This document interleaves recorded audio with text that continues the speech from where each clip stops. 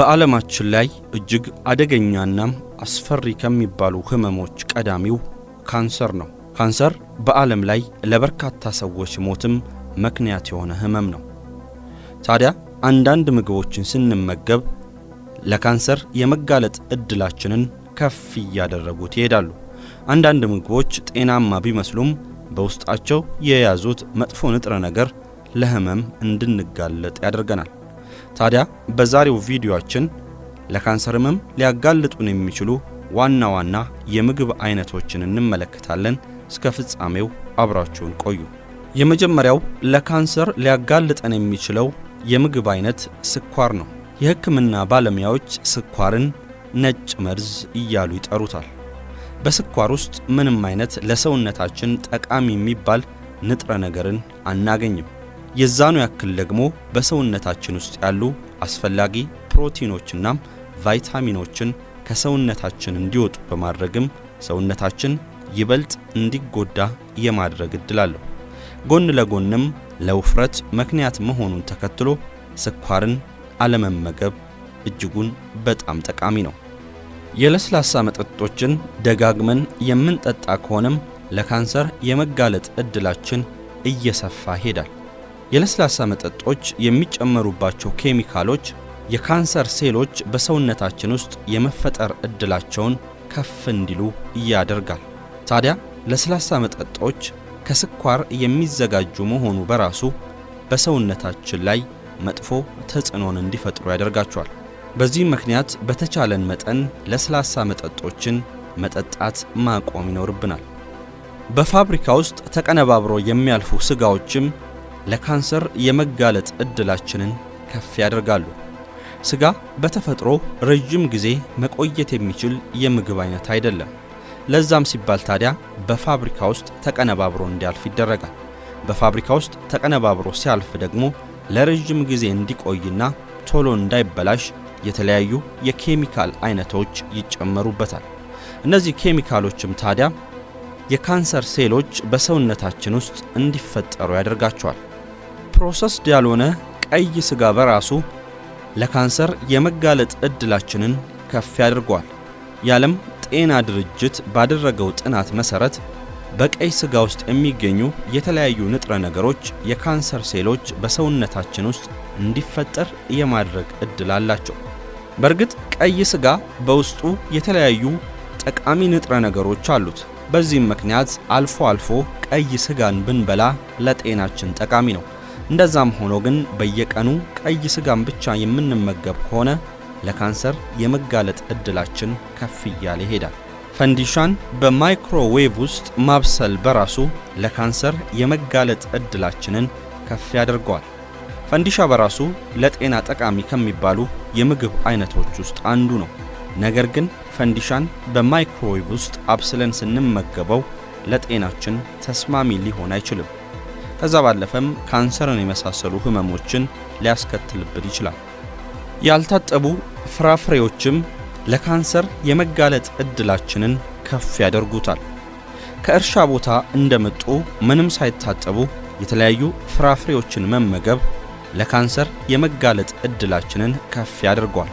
በተለይም ደግሞ እነዚህ ፍራፍሬዎች የተለያዩ የኬሚካል አይነቶች ስለሚረጭባቸው እነዚህን ኬሚካሎች ከላያቸው ላይ ለማንሳት በአግባቡ በሳሙና አጥቦ መመገብ ለካንሰር የመጋለጥ እድላችንን አነስተኛ ያደርገዋል። ከድንች የሚሰራ ቺፕስም ሌላኛው ለጤናችን ጠንቅ የሆነና ካንሰርን ሊያስከትልብን የሚችል የምግብ አይነት ነው።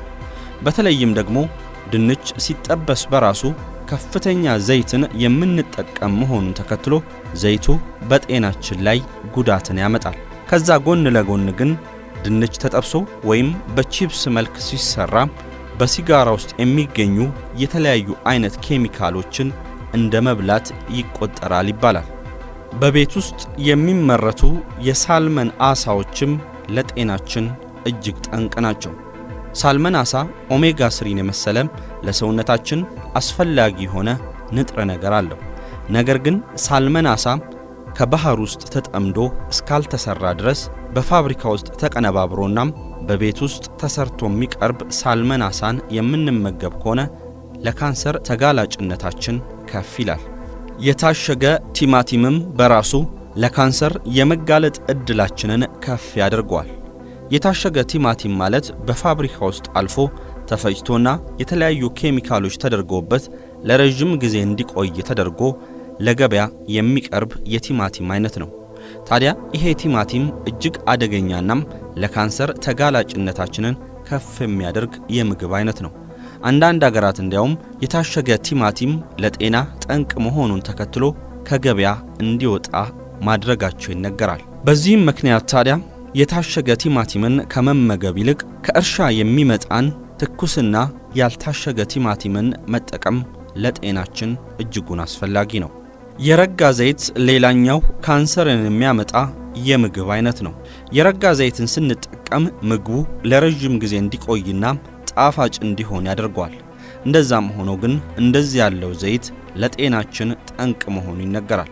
በተለይም ደግሞ በሴቶች ላይ ለሚከሰተው የጡት ካንሰር ዋነኛው ምክንያት የረጋ ዘይት ነው የሚሉ መረጃዎች አሉ። ፍርኖ ዱቄትም በተመሳሳይ ካንሰርን ሊያመጣ የሚችል የምግብ አይነት ነው። ፍርኖ ዱቄት ሲጀመር ተፈጥሯዊ አይደለም። ወደ ፋብሪካ ከገባ በኋላ ነጭ መልክ እንዲኖረው የተለያዩ ኬሚካሎች ይጨመሩበታል። እነዚህ ኬሚካሎች ታዲያ በሰውነታችን ላይ ካንሰር እንዲከሰት የማድረግ ዕድላቸው እጅጉን የሰፋ ነው። የአልኮል አጠቃቀማችንንም በገደብ ካላደረግነው ለካንሰር የመጋለጥ ዕድላችን እጅጉን እየሰፋ ይመጣል። በተለይም ደግሞ አልኮል ጉበታችንን ይበልጥ እየጎዳው ይሄዳል። ጉበታችን በተጎዳ ቁጥር ደግሞ ለካንሰር የመጋለጥ ዕድሉ የዛኑ ያክል ይሰፋል። ስለዚህ የአልኮል አጠቃቀማችንን በአግባቡ ማድረግ ይኖርብናል። በጄኔቲክስ የበለጸጉ የተለያዩ እጽዋቶችም ለካንሰር የመጋለጥ ዕድላችንን ከፍ ያደርጉታል። በአሁኑ ዘመን ትክክለኛውንና በተፈጥሮ የሚገኘውን ፍራፍሬና አትክልት ከመመገብ ይልቅ የተለያዩ አዳዲስ በፋብሪካዎች ውስጥና በላቦራቶሪዎች ውስጥ የሚሰሩ ምግቦችን መመገብ እየተለመደ መጥቷል። እነዚህ ምግቦች ታዲያ ለካንሰር የመጋለጥ ዕድላችንን ከፍ ያደርጉታል። ተፈጥሯዊ ያልሆኑና አርቲፊሻል ተደርገው የተሰሩ ጣፋጭ ነገሮችንም መመገብ ማቆም አለብን። የጮማ መጠናቸው እጅጉን ከፍ ያለ ምግቦችን መመገብ በራሱ ለካንሰር ተጋላጭነታችንን ከፍ ከሚያደርጉት የአመጋገብ ስርዓቶች ውስጥ አንዱ ነው። በቅርቡ የተደረጉ ጥናቶች ደግሞ ወተትና መሰል የእንስሳት ተዋጽኦችን በተደጋጋሚ መመገብ ለካንሰር የመጋለጥ ዕድላችንን ከፍ ያደርጉታል። ከላይ ያነሳናቸው ዋነኛ የካንሰር አምጪ ምግቦች ሲሆኑ ራሳችንን ከነዚህ ምግቦች በመነጠል የተለዩና ለጤናችን ጠቃሚ የሆኑ እንደ ፍራፍሬና አትክልትን የመሳሰሉ ምግቦችን በተደጋጋሚ በመመገብ ራሳችንን ከካንሰር መከላከል አለብን እያልን የዛሬውን በዚሁ አጠናቀቅን። መልካም ጊዜ።